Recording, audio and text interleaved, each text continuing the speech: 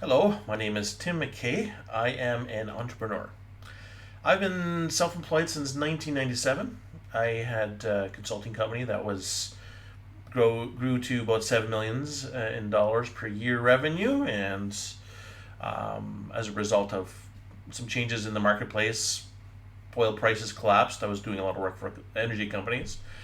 My work dried up. I had to lay off my entire staff and shut down my business after trying to push through that re-energize that enterprise over a period of a couple of years. It resulted in not the results I wanted, and this led me on a journey. And I had to obviously find some work, some way to pay some bills, and so I've grown into some online commerce. I've been able to sell some products, get some good successes, but that got me down the path of building a software for other e-commerce sellers. And so I kind of got to the point where, okay, I've kind of built it to the point where I've got an MVP, which is the minimum viable product that I think it's good enough to go to market with. People can actually use this. It's going to drive some value. I've saved myself thousands of dollars in my own business selling on Amazon with this tool. But then I started putting some videos out and some blogs and crickets. It's not there's no traction. Like, it seems like no one cares. And upon reflection through my entire business career, I've consulted with large businesses internationally for years.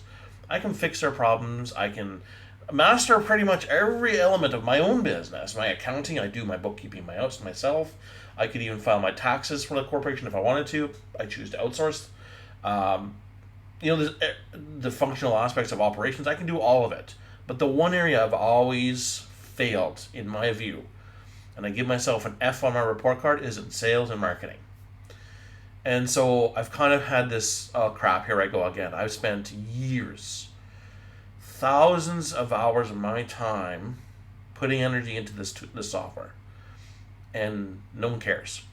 And I'm like, oh crap, here I go again. And so I kind of got to a moment of self truth and realization, like, I got to crack this nut. I really got to get in, solve this problem. And so I've tried to kind of reach out to a couple of friends that are also in e-commerce, and they gave me some ideas and some hints. And it wasn't until I had a conversation with a buddy of mine who's got a channel. He's got a YouTube channel, Facebook group, and he's a super smart guy. Mad respect for this fellow. And he gave me kind of a couple of tips, and then he said, Tim, you got to look at these books. Read these books, and you got to do these three simple things on your website. Just sell it, and you'll go to get to $1,000,000. Then worry about all the other stuff you're buzzing around with and chasing all the shiny objects, and you're scattered. Kind of is what he's saying. So focus on get these books, read through them, especially this second one, and just get through it and just apply those principles. And I'm like, okay, well, I'll look into it. I'm like, okay, well, I'll go watch it. It's another one of these internet gurus that tell you all how to do the world's best things. And it's like, well, I've heard this before, I feel like. And I thought, okay, well, you know what? My buddy's got results. So I'm like, okay, I'll take a flyer on this. I'll go for it. I'm trying to figure this out. I got to do something because what I'm doing ain't working. So I went onto the Russell Brunson site, and I found, there's this free thing, and then there's, gets you to, buy this and buy that. So I spent, $400 or $500 on some various materials, and what came in the box in the mail was there's this case set of these.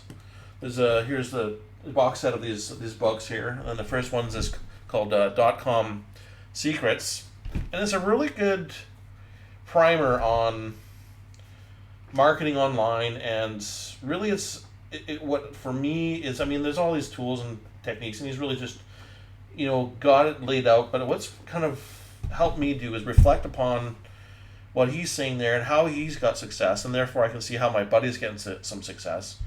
And I can now align myself and say, okay, you know what? There's something here. I got to pay attention. So I've been earnest on this, and I've stopped everything. And I've been focusing on reading this. I got through the first book. Now I'm almost done the second book. And I've really spent some time to reflect on where my business has been in the past. And why now I see that what this guy said is, there's so much in there that has been vital for me to realize where I failed and how I failed. And I've seen all these things, and I want to quantify the word fail, because I think to myself is that there's a truth in this adage that, we talk about businesses failing and succeeding. Okay, a business will be insolvent and bankrupt, and there's these different things, but there's a mindset in entrepreneurship that our goal is to solve problems, or our mission, if you will, or our drive is to solve problems, and that's how we succeed. And so I don't actually think of people who have lost a business, or when a business shut down, that they're a loser or that they've lost. Except under one condition. It's when you've chosen to not drive value from that experience. And I think what happens too often for entrepreneurs is we let the moment or the result dictate our value from that as people. And what I've realized is that's what I've done. So when failure happens, in my opinion, when you set up yourself up, you say, okay, here's my plan, here's what I'm setting out to achieve. When you don't make that achievement, you haven't made your goals, or your business fails, or something doesn't happen the way you want to in life, then you think you're a failure. But you're only a failure if you give up. Right? Because what you're doing really is you're giving up on yourself. You're giving up on your choice to succeed. And you're cutting out the future chance of persevere. Like when you persevere through a problem, you realize what's really what. And you can get through the hurdles. And and if you give up, you really have failed. And I think that looking back at my past, there's a lot of areas where I failed, not because of the result in that moment, because if I had reflected a little bit more at that time and said, this was just chapter one of a multi-chapter adventure or journey, then I should have flipped the page to chapter two, lessons learned, and then how to pivot. And instead of trying something different, I should have doubled down, not so much doubled down, but I should have reanalyze without my emotion on it and look at the facts and say, this is how I could have made this situation better. And one of the ways I didn't get, was I didn't have perspective on things. And so I got myopic. I got very focused on the wrong things. And so I now see, okay, when I did a certain, rehashing a lot of my sales calls, a lot of relationships, and just seeing how when I did something, my response to the situation was actually making it worse. And these books have really, really helped me. So I'm having this aha moment. And so what I'm going to do with this moment is I'm going to share my journey as I go along. And that's the purpose of this new channel, is for me to document that for myself, but I also want to share this because I think there's a lot of vital learning here. I mean, I've got 20 years plus of entrepreneurial experience. I've been self-employed for a long time. And I feel that there are a lot of people out there that can learn from where I have not succeeded in the way I wanted to, and what I've now learned. And I've crossed a major bridge here in my life, and I'm actually getting very excited by this material because I can see now how I can go from these patterns in my life to now where I can grow my businesses under a strategy or a set of frameworks that will help me propel, and I can have the results of, I'll be able to, feed my family. I'll be able to pay the bills, keep a roof over my head, all that stuff that's important.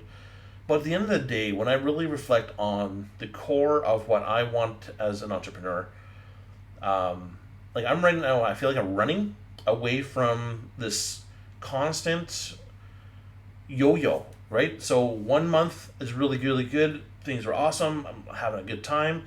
But then something happens. There's a delay with this and something that goes wrong, and added expense. So then there's a big dip. My money goes down. I don't have the money to pay, so I gotta, steal from Peter to pay Paul. And then it takes months to recover because there's this whiplash. It's like riding a roller coaster, for lack of a better term, and I'm frankly tired of it. I've been doing this too long. I've had a lot of booms and a lot of busts, and I'm just tired of that racket. And I'm reflecting back on this one moment where during my business, we just got it we signed on a major contract. I finally converted the client from going off of time and materials, which was like, okay, we work 10 hours, we'll charge you 10 hours. We work 50 hours, we'll charge you for 50 hours.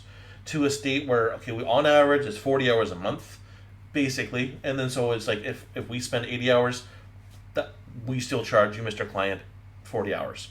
If we only take 10 hours to do that same that same work, we banked the difference. But at least what it did for the client was they had a consistent amount to pay. For me, I was able to have a consistent amount I can rely on to pay my staff, and I didn't have to dip into my personal savings and then pay it back, and then it's all these crazy machinations of trying to keep things going. So what it finally got to was I was in this 1 month where I finally felt like, okay, there's pure stability. I can pay my bills. I can start to pay off my personal debts. And I started powering down debt. But that happened for 1 month. And then it all hit the fan. So where I'm at now is I'm looking for that moment again. I'm trying to get back there, and I feel like I've been back in that whiplash mode again for the last couple of years since then. And I think I finally got a good handle on why I've been there, and I know that the ideas I'm coming out with of my own consideration from this materials have kind of helped me reframe my experience was going to go a long way to help a lot of people who will be watching this channel in the future, because right now it's just me, myself, and I don't care what I have to say here. But I'm going to get to this point where everyone who's been able to go into business and have problems financially and succeed, and then boom, something bad happens and fails. I think this is going to help you through those problems. I think it's going to help you grow on a consistent and more reliable basis. I think you'll have an ability to reduce the shiny object syndrome of finding something new to try and manage these things, because there is a place for that, but it's got to be managed. Otherwise, you'll continually distract yourself, and you'll fail, because you'll abandon what has worked, and you'll be focusing on too much good, shiny, happy, exciting things. So I'm excited, and that's what I kind of came out here to say today. And I know this is getting a bit long, and I don't know if anyone's even going to watch this, and I'm okay with that. But I think I'll focus on making these a lot shorter next time, and I'm committed to, based on what these books have said, is to commit to making a video once a day for a year. So I'm going to make one video a day for a year, and we'll see how it goes. So I hope you enjoyed this. I'm not even going to ask you to like it, subscribe, or anything, because you know what? If you like it, you'll do that anyways. I don't need to tell you that. So thank you very much. Enjoy this. If it's helped you, please let me know so I can comment. I'll reply. I'll reply to as many people as I can. So thank you very much.